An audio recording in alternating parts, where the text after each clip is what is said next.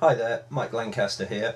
A little while ago on my blog I asked for people to send in some questions which I would endeavour to answer, and I've decided to try to answer those in a video style. So I'll get on with those in just a minute. But first I just wanted to share a bit of amazing news, which is that the novel I've been working on for the past 14 months, 100,000 word techno science fiction thriller called .wav has just been announced as for a 2015 release from Egmont, USA, which is absolutely amazing and has got me very, very excited indeed.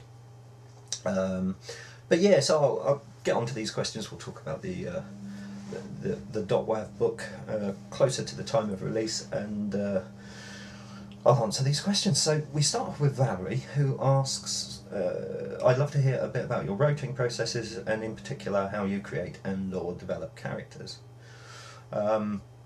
Thank you, Valerie.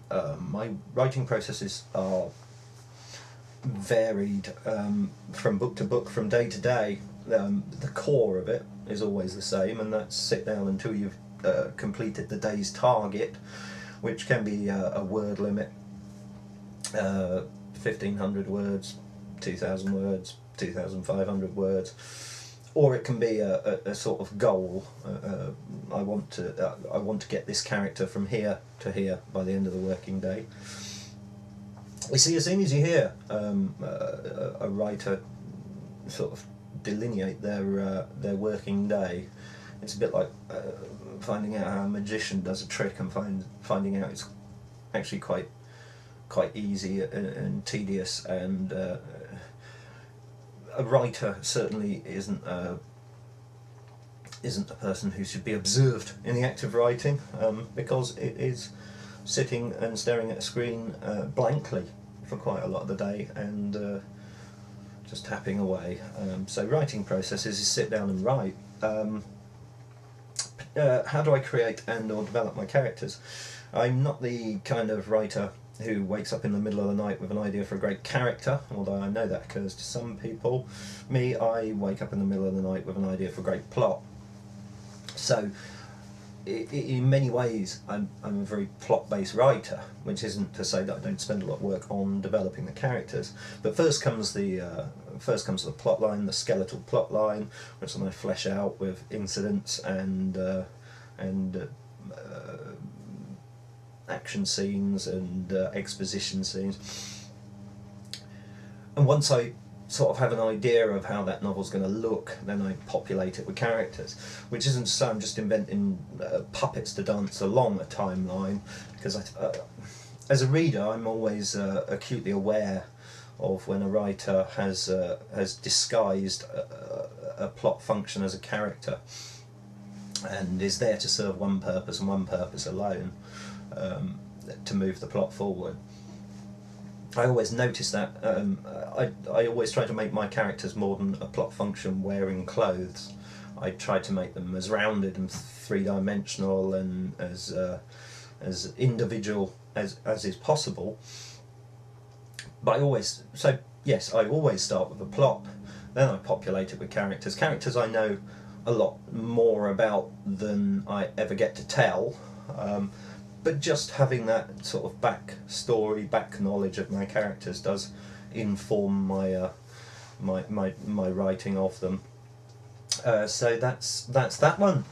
Second question comes from Matt, who says, "Who do I find it most inspiring when it comes to writing, and what do I do to get my creative juices flowing when it comes to a book?" My inspiring writers, the writers who inspire me on a day-to-day basis are few and far between, because when working on a new book, I'm trying as hard as I can not to draw inspiration from other people, trying to let just that idea unearth within me the tools and mechanisms that I need, which isn't to say that if I'm stuck I won't look at the way someone else handles similar or thematically similar kind of ideas, and for that, again, it's as diverse as anyone's reading material. I you know, my life-wise, the most inspirational writers for me would be people like Harlan Ellison, Ray Bradbury, Stephen King, H.P. Lovecraft, Asimov, Richard Matheson, just Richard Stark, a crime writer, because from these people I draw just these immense sort of senses of from the science fiction and Stephen King and people like that. I learn the tremendous wealth of ideas and the best ways to lay those out. For Richard Stark, I just read for just that sheer driving force of narrative, with all the extraneous fatty words cut off, so it's like lean prose. And what do I do to get my creative juices flowing when it comes to a book? The book is its own creator of creative juices. If they're not flowing, it's not the book I ought to be writing. The work itself should excite. The work itself should demand that I sit down and work on it. And if it isn't doing that, then I need to move on to something else. So each work should be its own creative juices producer.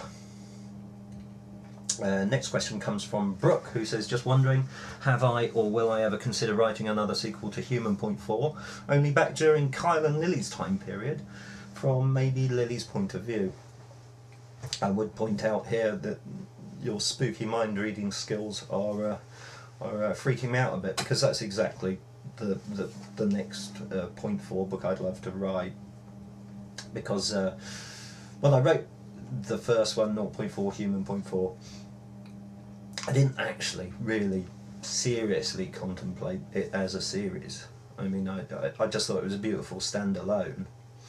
But as I got nearer the end, I was aware that the place I wanted to leave the story, for many people, would seem like the beginning of the story. And I did that deliberately. I did that because the human imagination is a wonderful thing, and all through the book I've littered clues as to what that future world would be like, what Kyle and Lily's journey would be like, and I kind of thought it'd be nice if the reader made up their own mind. Of course, as I revised the book and boiled it down to its final form, I became increasingly interested myself in just what did happen, and I have attempted occasional little forays into a midquel, I don't know, a book that would come between books 1 and 2. And indeed in book 2, that longing kind of manifests itself when the travel diaries of Lily Dartington are actually mentioned. And if I was ever to do that midquel, I've got to stop calling it that middle book, if I was ever to do it, that would be the path that I'd want to take. So yes, I think you've guessed exactly what is on my mind when I consider another 0.4 sequel. There is also an idea I have for a 2.4, which is a far future, mad, insane little narrative, which but yes, I have thought about that often. Snakelocks asks me, can you give us some clues as to themes of what you're writing when you aren't blogging? My themes, they change from book to book, but I do always have the sort of the big ones there, which is good and evil, love and hate, life and death. I like looking at people who are marginalised in society, who are sort of pushed out of central sort of idea of what society is. So, I mean, that was very, very literal in 0.4 Human Point 4, that these were people who simply no longer were even worthy of the population's attention. They didn't even see them anymore. They screened them out. They were that irrelevant. And so I like to look at that. I also like. I have an endearing love of the alien, the creature. So the latest book I've been working on, .wav, does have some ideas of what alien life might really be like. But yeah, so themes change from book to book, but you have the core ones: friendship, and what it means to be a person in a society. But yeah, so I think they're the main themes. And finally we have Richard, who said, what are my tips for people just starting out on their first novel? Oh my word. Well, enjoy it. Sit down, write it. But the main bit of advice I'd give, my main tip would be just to finish it. You learn so much more from finishing a novel than you do from starting it and pulling it to one side. If you just do 3 chapters of a novel, put it aside, and don't work on it anymore, get another idea, do another 3 chapters of a novel and put it aside, all you're learning is how to do the first 3 chapters of a novel. If you were a marathon runner who had dreams of running a marathon, but every time you tried one you only ran 3 miles, you probably wouldn't know that much about the process of marathon running. You just know about the first 3 miles. And I really do feel that with a novel you do need to go through the whole process. You do need to hit the wall and go through, push through it. You need to head for the end, because you learn so much. If I don't finish a novel, all I learn is that I didn't finish that one. And that idea will always have some sort of regret attached to it. And if you're going to put the time in to work on a novel, you don't want to end up regretting it, and you won't regret it if you finish it, because you learn so much about yourself, about your craft, even about the very nature of novels. So next time you read one, you'll find you have a new insight into the process of the creation of that work. So yeah, finish the novel, and then after that there's all the editing and things, but that's not even your concern. Your concern is beginning, middle, end, and that's it. And that's all the questions answered, and I think I've probably waffled on a little bit too long, so we'll leave it there, and hopefully I'll talk to you soon. See you. Bye bye.